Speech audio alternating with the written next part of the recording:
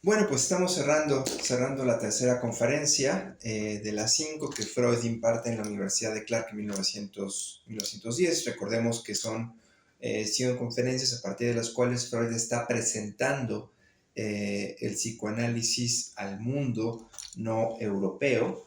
Entonces son históricas las conferencias porque es un Freud particularmente didáctico. Bueno, en esa tercera conferencia, como lo abordamos, trabaja las formaciones del inconsciente, esto es el síntoma, el chiste, los sueños y los actos fallidos, ¿no? Con sus variedades respectivas. Creo que es importante ubicar que todas estas formaciones del inconsciente van a dar cuenta justamente de la existencia de un registro otro, ajeno e inaccesible a la conciencia, ¿sí? Inaccesible al margen de que finalmente podemos saber de ese registro a partir de sus retoños, va a decir Freud en muchas ocasiones, esos retoños de lo inconsciente que son justamente estas formaciones. Y que además tienen una gran importancia, primero porque son el material de trabajo en las sesiones psicoanalíticas, y además de ello van a dar cuenta de que no existe nada intrascendente, no existe nada nimio en en el campo de la psique, ¿no? Sino que van a poner en la mesa de discusión que existe una determinación de lo psíquico. Esto es, nada en estas formaciones del inconsciente es casual, sino específicamente causal. ¿Cómo ven eso ustedes?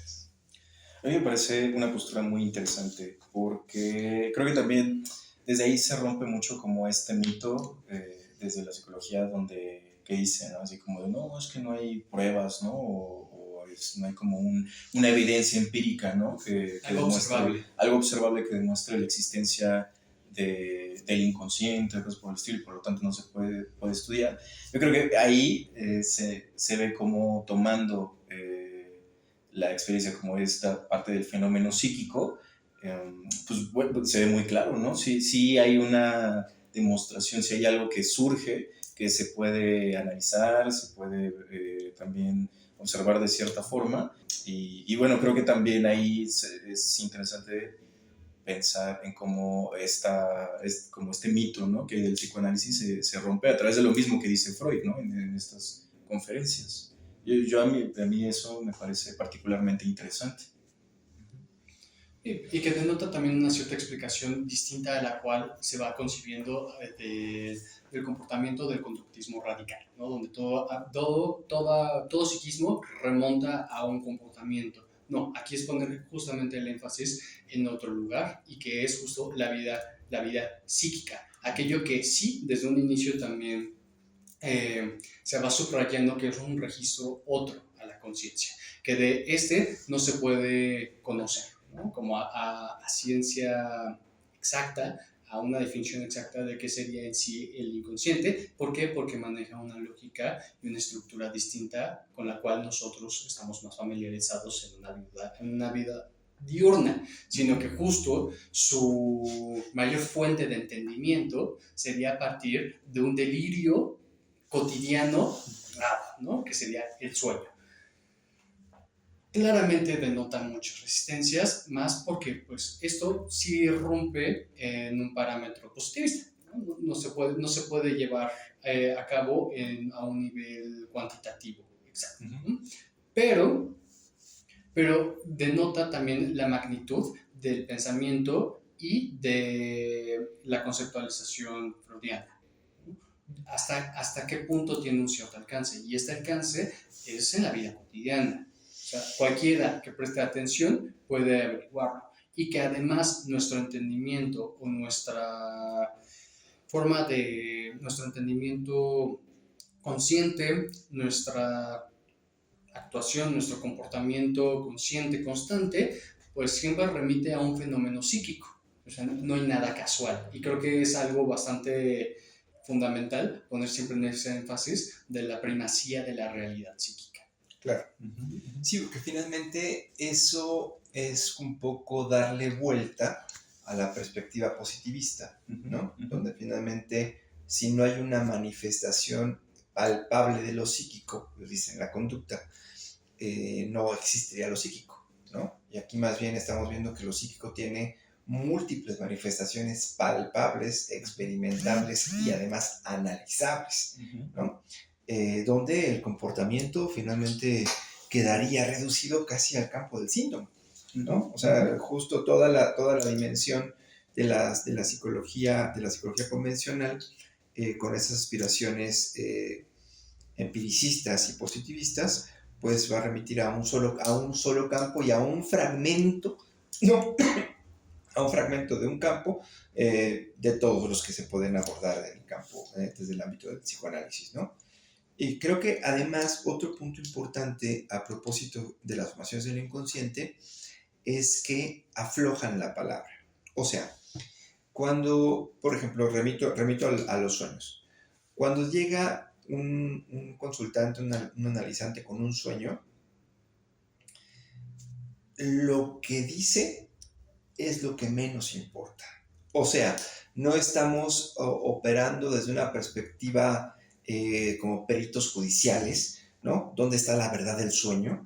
¿No? Sino más bien ese contenido manifiesto, esa narrativa manifiesta, ¿no? Va a dar la posibilidad, va a servir de preámbulo, ¿sí? Va a servir de pretexto a una serie de enunciaciones que el consultante se compromete a decir libremente, ¿no? Y esas enunciaciones, ya sea del orden de la ocurrencia o del orden incluso el disparate, ¿no?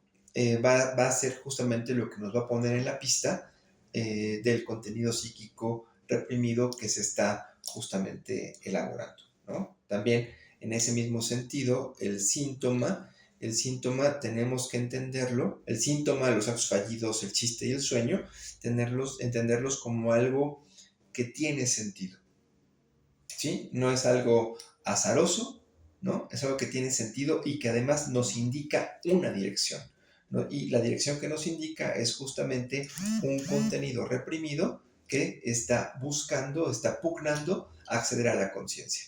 Y justamente el trabajo analítico en primera instancia pasa por ese lugar del síntoma y de cómo finalmente lo que tanto el síntoma como el sueño son solamente un preámbulo que va a ser, digámoslo así, el acicate que va a permitir, el acicate me refiero justamente a lo angustioso que va a permitir y que va a detonar la asociación libre de ideas.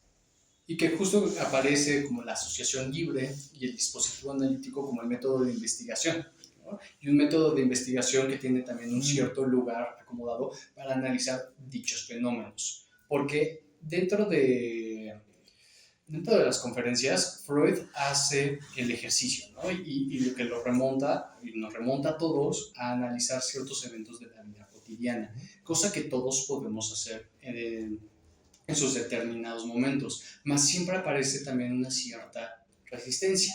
Uno no puede llevar un autoanálisis, ¿no? El único autoanálisis que se considera que se llevó a cabo exitosamente, y exitosamente, pues, ¿no? es el propio de Freud. ¿Por qué? Porque no había un analista que analizara, ¿no? Sí, claro. Pero que a partir de ahí el autoanálisis se cancela, no vale, ¿no? Pero ¿quién va a analizar a Freud también?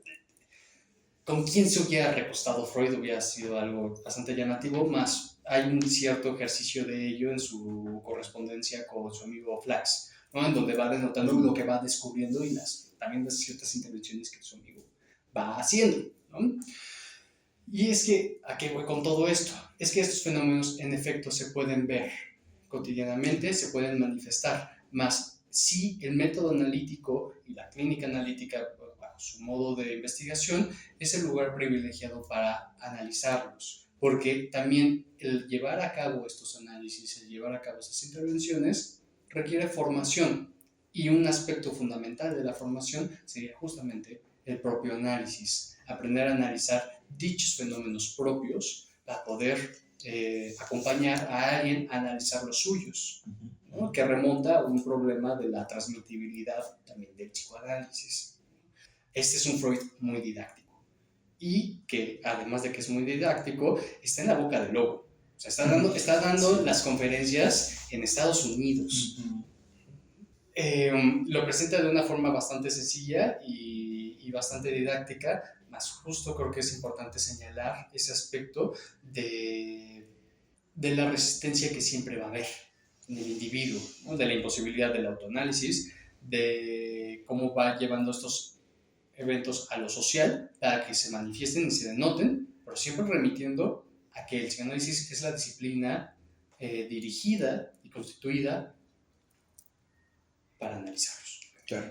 Sí, es bien importante esto, ¿no? El autoanálisis actualmente, o quien lo proponga como vía, es una cuestión delirante, ¿no? Una cuestión delirante. Y de resistencia. Y de resistencia, efectivamente, ¿no? Justo solamente en el análisis es que solamente transitando cada uno por el proceso analítico, ¿no? Es que se pueden ir identificando y elaborando las resistencias que finalmente también son universales, ¿no? O sea, no hay forma de no tenerlas. Pero finalmente esas resistencias van acumulando, ¿no? Van acumulando cada vez más y más malestar y tenemos una explosión de síntomas, ¿no? De manera contemporánea. Creo que es bien importante ubicar justo que el espacio es el espacio analítico para elaborar esas resistencias y para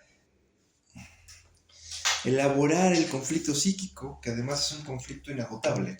Creo que eso ya nos mete en cuestiones muchísimo más complicadas que ya van apuntando a, pues, a todas las diatribas de la vida sexual humana, ¿no? Y eso es lo que abordaremos en la siguiente conferencia, en la siguiente clase.